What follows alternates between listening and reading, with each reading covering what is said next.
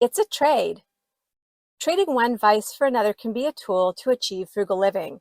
When I speak of vice, I'm not speaking about alcohol or use of pornography or drug use. I'm speaking more about pedestrian forms of pleasure. Entertainment is a form of pleasure that many of us are willing to part with our hard-earned dollars to partake in. We're accustomed to having constant input, so boredom is always lurking in the shadows, waiting to assail us with peace and quiet. Recently, I was chatting with a friend of mine, and he mentioned that he was investigating a new streaming service because he couldn't find anything good to watch. And he'd heard good things about the service that he was looking into. It was affordable, certainly less than the other services he subscribed to. Naturally, I encouraged him to drop all of his subscriptions and find other ways to keep entertained. Now, I understand this is not a popular opinion, but hear me out. There was a time when none of us had subscriptions. What did we do for entertainment back then? When I was a kid, we watched commercial television, and I watched PBS as a child. Mr. Rogers and Sesame Street were favorites of mine, and it was fine. We didn't need constant noise and distraction. We had conversations, we played games, we read books. All these forms of entertainment are available today at low or no cost. As we spoke about what he was looking for, he mentioned that he was disappointed with one of his streaming services, that it no longer offered entertainment that he enjoyed, and in fact, he wasn't really using it anymore. That's when I told him about my concept of trading one expense for another. When I decide to buy something that will incur an ongoing cost, I typically look at other ongoing expenses that I have and figure out what I can eliminate in order to keep my budget in line with my preferences. For example, I volunteered recently to take one of my grandkids to a martial arts school. I figured out the cost, including the cost to make a one-off trip to pick him up and the cost for the club membership. Then I eliminated another expense so that my financial output remained roughly the same.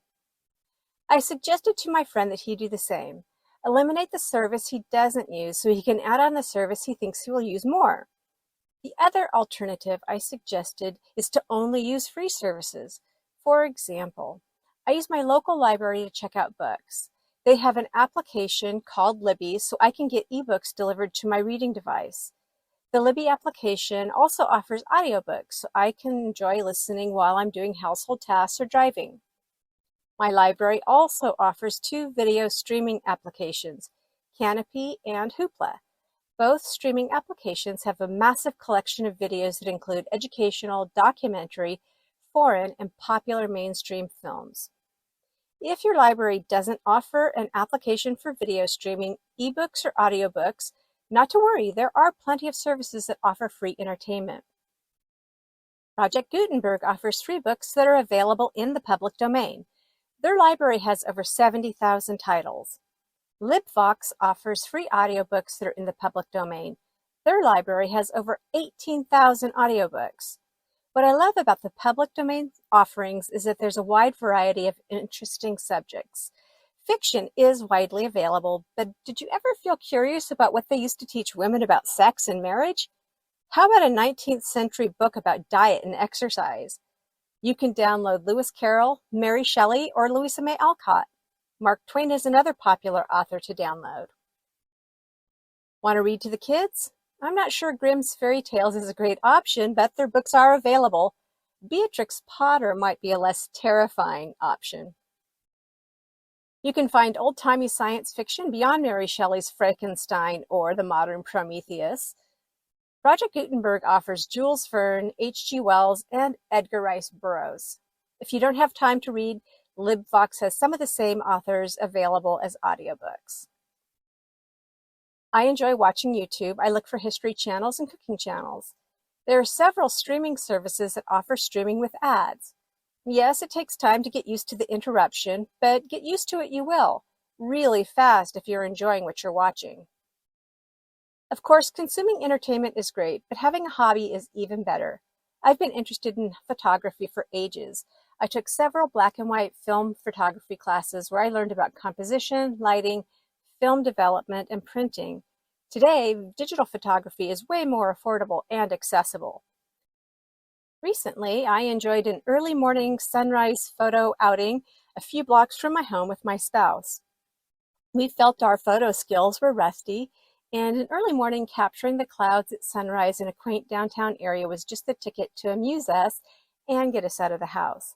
Not only did we have a great time, we reignited our love for interesting angles, great lighting, and time spent together with little conversation, but mindful exploration of our hometown.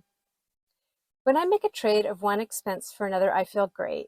I love the idea of sacrificing a little so I can live the life I want to, and I always come back to the idea of investing in myself instead of spending on myself. When I set out to take on a new expense, I ask myself a couple of simple questions. Is this an investment of time, money, or effort? Investments increase my knowledge, earn me money, or make my life better in some way through effort. Spending time, money, or effort does none of that. Spending time is watching television mindlessly. Spending money reduces my wealth, and spending effort has no tangible outcome.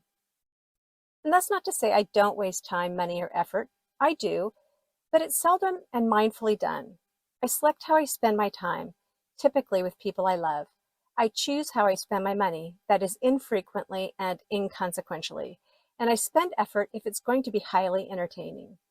Being mindful is the key to feeling great about nominal waste. If you're on autopilot, you'll have much more waste and much more regret.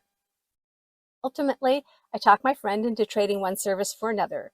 I'll learn in the coming months if he's happy about the change, and if he isn't, he'll end up adding the service back. No harm, no foul. I have 3 books that might be helpful. Your Future Self, a time traveler's manifestation workbook for intentional well-being, which offers a companion podcast and YouTube channel. Never worry about money again. Gain financial freedom by becoming better at managing the money you have. And my most recent book, Your Golden Ticket Years, Find Your Passion on a Post-Career Entrepreneurial Ride. All of them are available on Amazon.